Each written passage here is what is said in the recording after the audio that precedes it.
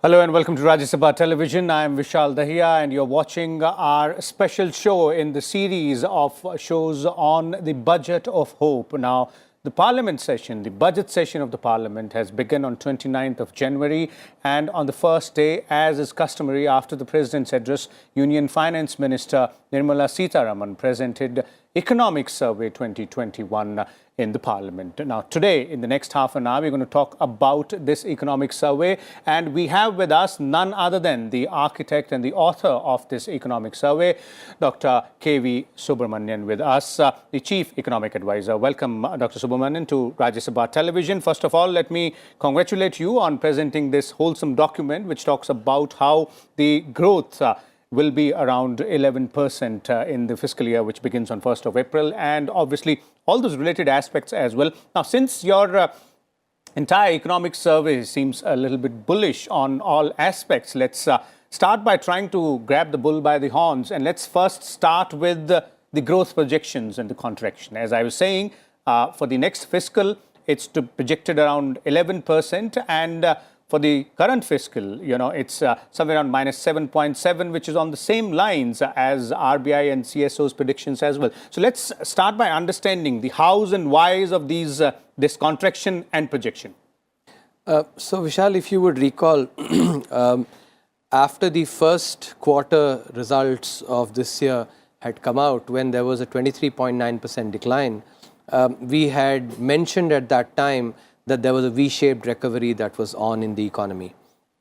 And this was based on the analysis of the several high-frequency indicators that my office tracks, to be precise, 58 of them, which were showing that there was basically a V-shaped recovery that was on. And this was also because the fundamentals of the economy remained resilient. The contraction was only because of the pandemic. And so once the restrictions on economic activities and the period of uncertainty that the pandemic brought with it, once the uncertainty reduced and the and the restrictions were released, we were absolutely confident that the economy would start actually recovering, which is what led us to believe that there will be a V-shaped recovery, and we are really glad to note that that has indeed transpired. Now, if we look forward, I think the third quarter and the fourth quarter, should pick up momentum, and going forward, therefore, I do think that the coming year, FY22, will record very high growth, and that is something which will basically continue the momentum that has been shown. In some sense, this V-shaped recovery, I draw a parallel to the performance of the Indian cricket team in Australia after being shot out for 36, historically the lowest score. They ended up going and winning the series, and that too at the Gabba, and with a very depleted team. India, similarly, in the economy, first quarter 23.9%, similar to the 36 historically low, but then has built from there and actually now is on the path towards recovery, which is what makes me bullish. In some sense, both the performance of the cricket team and that of the economy shows the inherent resilience that actually is there not only with the economy but with us Indians, which is what is reflected finally in the economy. The economy is a collection of the individuals that are part of that economy. So it is reflecting that resilience, and the fundamentals are derived from that. Okay. Now, since you mentioned the V-shaped recovery here, Dr. Subramanian, and that's quite a interesting and a fitting analogy, I must say, between the performance of the Indian cricket team and the way the growth has turned out to be after, or rather from the start of the COVID pandemic. Now, let me take you back to the first chapter of your economic survey, since you're mentioning the V-shaped recovery here, and there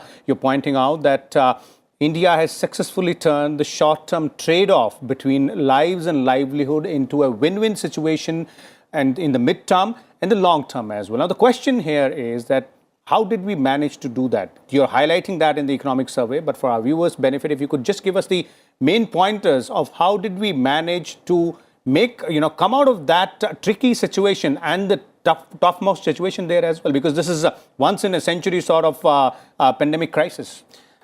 So early on, when the pandemic started having its influence on other nations, what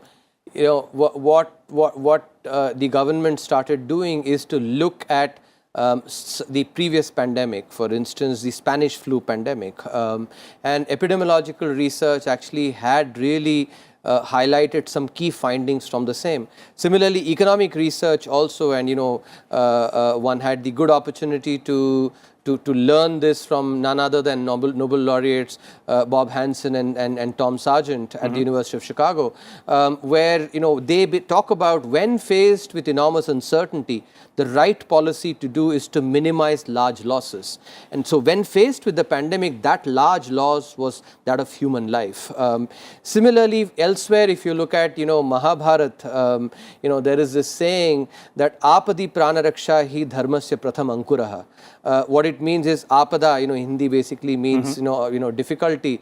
So a life that is that is endangered or actually is in difficulty, saving that life is the origin of dharma, something that we Indians really regard very highly, dharma. So when you integrated these research that modern research from epidemiology and economics together with this principle of dharma, what we got was that this humane approach that while GDP growth will certainly come back, and it has, human lives that are lost cannot be brought back. Okay. It is that principle that drove India's response. And therefore, faced with a pandemic like this, what the government recognized is that you have to be willing. In the long run, you get a lot of gain from that. What it required, I must say, actually is a lot of maturity on the part of the decision makers as well to take some of these suggestions on board, because it required a certain amount of boldness, which I think has to be, the credit has to be given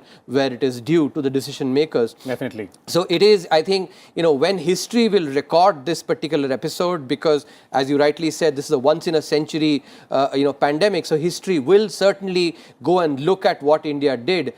History will record with appreciation the maturity with which the policy response was constructed. Even on, for instance, the economic side, what the government recognized was that there was an impact both on supply and demand. Unlike previous crises, which only affect primarily, demand.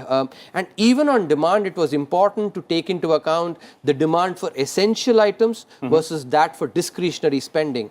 And recognizing that, when there is enormous uncertainty, people do not go and spend on discretionary items.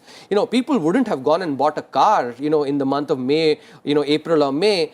They would have said, let's keep this cash. What if we need this? And so distinguishing between times when there is a lot of uncertainty and there is restrictions on economic activities versus times when uncertainty is lower and restrictions are being removed. So this nuance was also something that was grasped very well by the policy makers. Therefore, India's policy response is actually the sui generis one amidst the global pandemic. Okay, definitely. And that is one point which nobody can dispute out there, that during such crisis, it is not the discretionary expenditure, it's basically essential expenditure out there. And you write on the other part as well that, in times like these, when there is a lot of confusion and a lot of turbulence as well, clear-headed decisions, bold decisions are what are required, and they do, give positive results in the long run. That is something which has happened. Now, let me bring another difficult aspect, an important aspect here, that is the fiscal path. Now, it is quite clear that the fiscal deficit is going to be somewhere around 3.5%. Yet, you are advocating in your economic survey an expansionist fiscal, stance here. Why are you doing that? I think this is, a very fundamental premise, in fiscal policy, that it should be counter-cyclical. What does that mean? Intrinsically, any economy has ups and downs. Now, these ups and downs happen because of exogenous shocks. The private sector, when the economy is doing well, the private sector is doing well. At that time, the government can step back, consolidate its fiscal position. But when the economy is doing poorly, that's when the government needs to step in to actually fill the void that the private sector creates because of risk aversion, because of actually not having enough deep pockets. And that is what is the cardinal principle of fiscal policy, which is countercyclical. And what that does is that if it is countercyclical, the magnitude of these cycles actually get reduced because, step back when the economy is doing well, therefore the peak is reduced a little bit, but step in when the economy is doing poorly, the trough is also actually minimized, and that reduces uncertainty, aggregate uncertainty in the economy, which then enables private agents, because they know very well that the government will step in to reduce the impact of a cycle when the downturn is there, and that enables private spending and creates all the salutary effects. Okay. So this is really critical. In contrast, if the fiscal policy is pro-cyclical, because you think, I don't have the fiscal capacity, what happens is these cycles get exacerbated, and that's not something you want. And here's where I think the example of how India, been there, done it, in the context of the Asian financial crisis, the learning is very important there as well. From 1998 to 2003, India had growth of about 5% odd, very tepid growth given India's standards, and the debt to GDP ratio had increased to about 83%. Yet India actually, at that time did fiscal spending, built infrastructure, and that brought growth back. When you have growth, that's when debt to GDP ratio goes down. So it is actually growth that leads to debt sustainability, not the other way around. And this essential principle is important to grasp if fiscal policy has to be reducing the oscillations in the economy. Okay. So clearly, in layman's terms, what the chief economic advisor is suggesting to the government for the next fiscal year is that spend more, don't worry about the fiscal deficit. Yes. Now that you're talking about let me give you one example here actually. All of us know about the Lucknow's Imambara, which was built by Asaf-ud-Daula in 1784. Now, that's an example of the kind of fiscal policy that was followed by our kings and nawabs, etc. That and this, if you may know that this particular Imambara was built when there was a famine to provide employment to people. So think about building mahals when there is a famine. It is essentially about counter-cyclical fiscal policy, increasing spending, because the deep pockets that a government has, a sovereign has, nobody else has. And that is what actually leads to this fiscal policy. That is what the recommendation essentially is in current times. Okay, wonderful. Now that we've established that more needs to be spent, let's now come to the sector-wise analysis, and there also your survey seems to have done a wonderful job there, putting sector-wise specifics there as to what has been done, what needs to be done. Let's start with one very important sector, something which we have learned the harder way during the pandemic, but something which is really, really important. That is the health sector, wherein your survey says that it is imperative to go ahead and expand or rather increase the spending on the health sector to at least 2.5% of the GDP. That will then bring down the individual expenditure on health. People will have more money to spend elsewhere. Then obviously the entire cycle comes into picture. The question here is, how do we go about spending that excess money on the health sector? Where exactly? What exactly needs to be done? So firstly, I think, it must be emphasized that health is a state subject. Therefore, about 2/3 of healthcare spending happens in the states. And one of the things that stands out, actually, if you analyze the expenditures across states, it's the richer states that are not spending as much on their healthcare as they can. In contrast, the poorer states are actually spending disproportionately more compared to their capacity, their fiscal capacity. So, no, this is an anomaly that must be corrected. If you look at the at the way in which the out-of-pocket expenditures change with an increase in the healthcare spending, when the collective, which is center plus states, which is general government spending on healthcare, increases from 1% to 2.5%.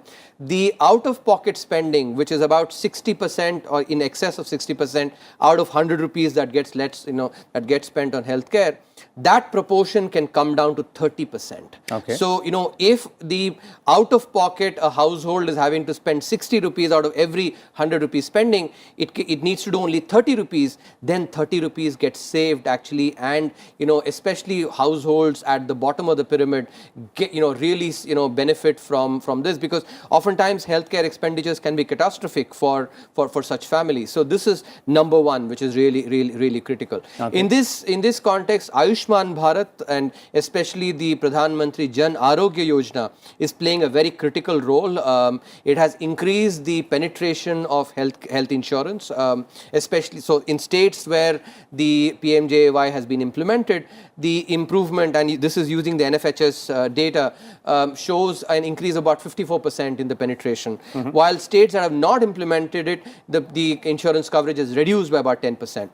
And that is having impact on health indicators as well. So, we need to double down, therefore, on PMJAY and Ayushman Bharat, because that's having good results. Finally, and this is really important, goes back to some research done almost more than 50 years back.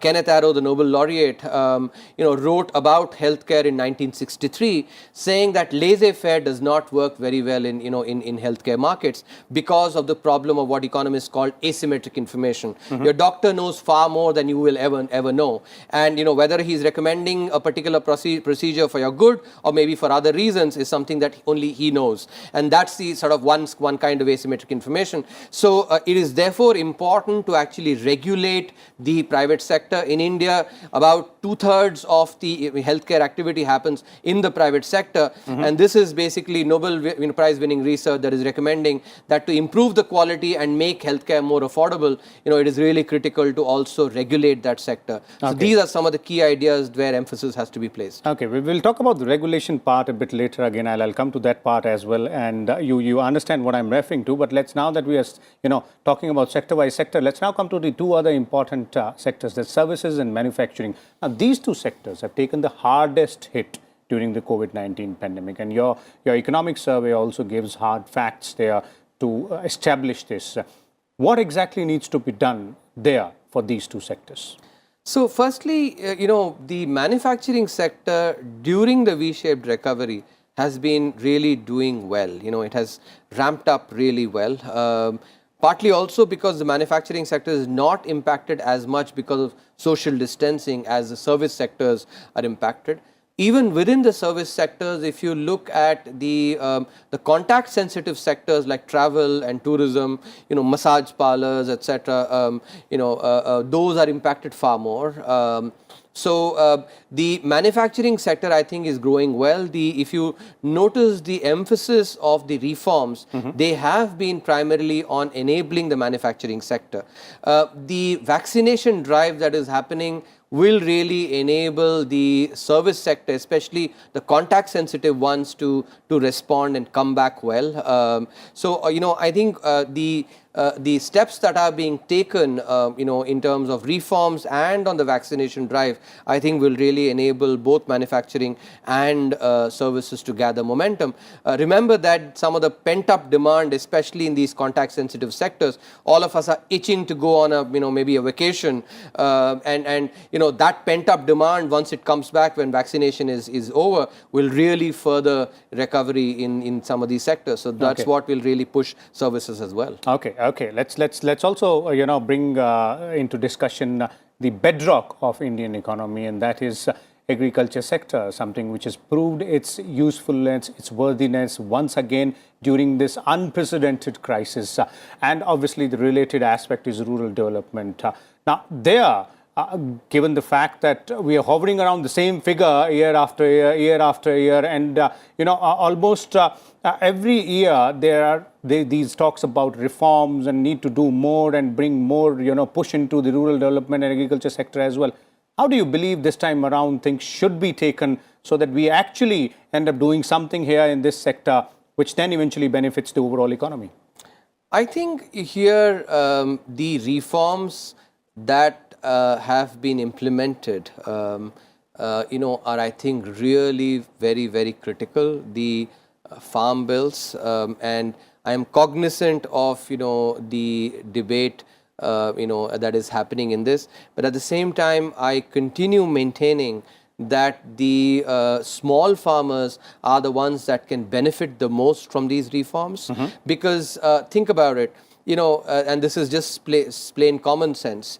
If I have to, sell you something, and you know very well that I have no other option but to sell it to you, you will extract the maximum amount of surplus, in this relationship, in this particular trade, which is what actually happens now for the small and marginal farmer when he has to go and sell it in the mandi, because the mandi, folks actually, and who oftentimes are a group, they know very well that, the farmer, especially the small and marginal farmer, has no other option. You're referring to middleman commission. I am actually indeed talking about that.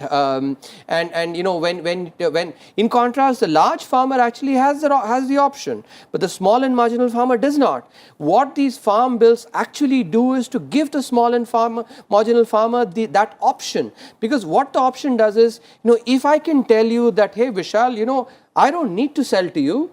If either you give me 5 rupees more, or I go and sell it to somebody else, you will naturally respond and say, no, hold on, wait, I'll give you that 5 rupees more. Actually, why don't you go and sell it to somebody else? And that increases even within the mandi itself, what the small and marginal farmer can get. That is the essence of the, this farm bill. And even some of these ideas about, about land being taken, etc. None other than the Honorable Prime Minister has spoken about it, and, has given very good example. When I travel in an Ola cab, just after finishing that travel, it's not as if I own that Ola cab. I've just used it, and similarly with contract farming. And so, when it does not happen in scores of other sectors, things like this, why should agriculture actually be so peculiar that, if you only just allow the land to be used basically for generating produce as part of a contract, that land will go away. So this is all part of a, I think, of sort of, information that is not quite reflecting what the reality actually is. Okay. Let's now shift focus to the regulation part, since you earlier mentioned about the need for bringing in more regulation as far as health sector is concerned. But in the economic survey, you're also talking about dealing with the over-regulated India. So Yes. what are you referring to there? As in, what is it that you are pointing out to, and how do we deal with it? So I think that's a very good question. See, in the context of healthcare, we said that there is absolute, if you look at the private, there is no regulation. What you have is laissez-faire. I think, what is really important to keep in mind is that there is a Goldilocks sweet spot to hit, on regulation.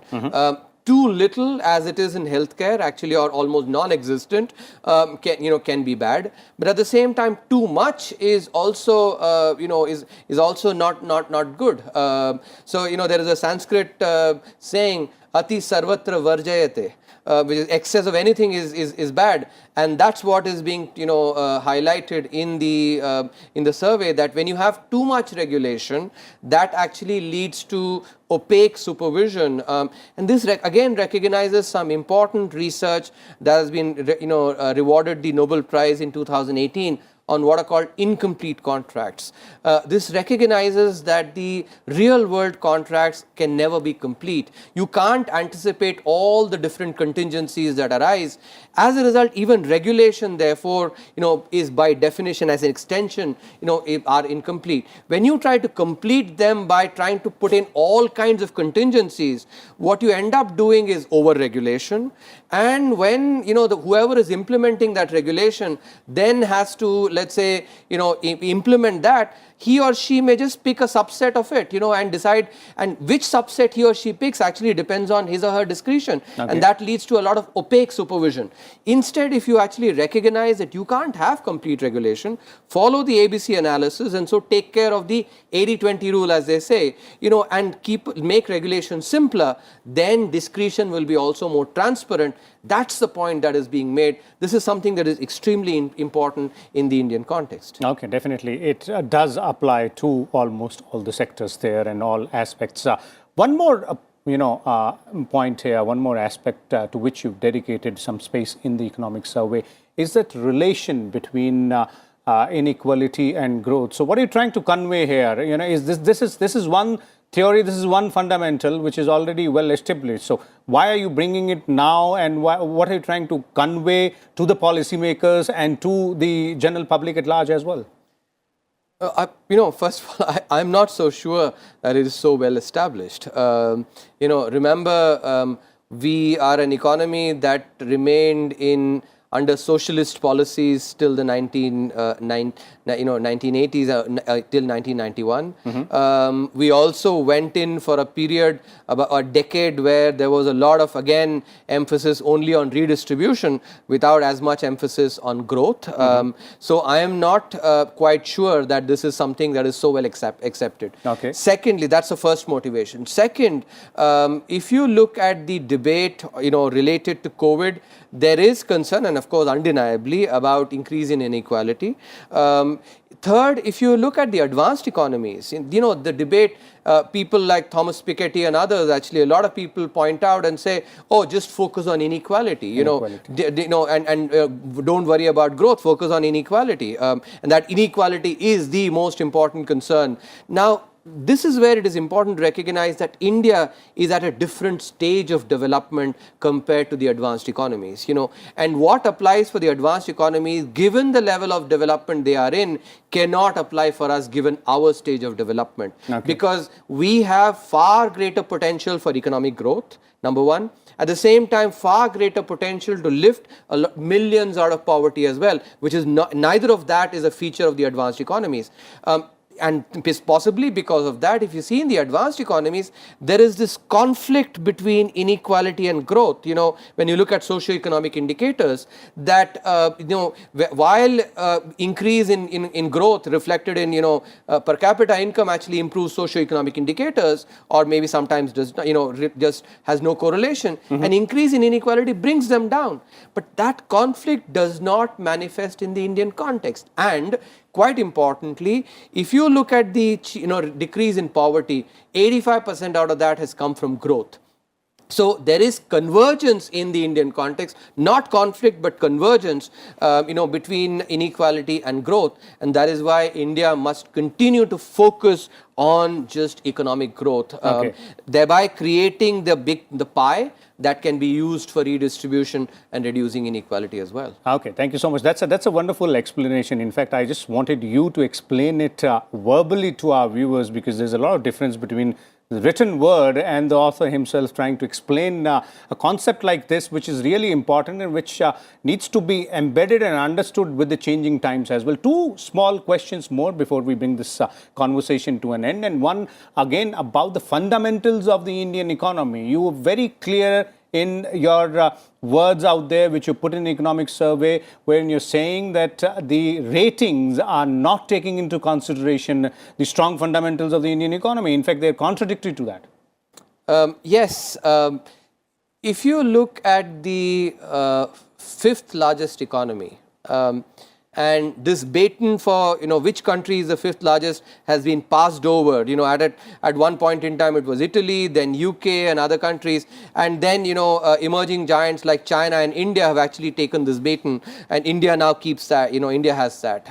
When you look at the rating of the fifth largest economy over the last 2 decades, what you find is that if it is a mature advanced economy that was the fifth largest, then that mature advanced economy gets a AAA rating. Okay. But when there's an emerging giant like India or China that comes in and occupies this space, it is actually A minus for China in 2005, and now it's BBB minus. And I'll draw a parallel. If you recall, last year there was this incident where a lot of people were talking about how newcomers in Bollywood, for instance, are not treated on par with the established actors. It is as if all the talent, everything rests only with the incumbent actors existing and not with the newcomers. In some sense, this is a manifestation of the same thing, that emerging giants are not recognized as well. Their fundamentals are not recognized as well. That's the point that the economic survey is making, that and there's a large literature in financial economics that actually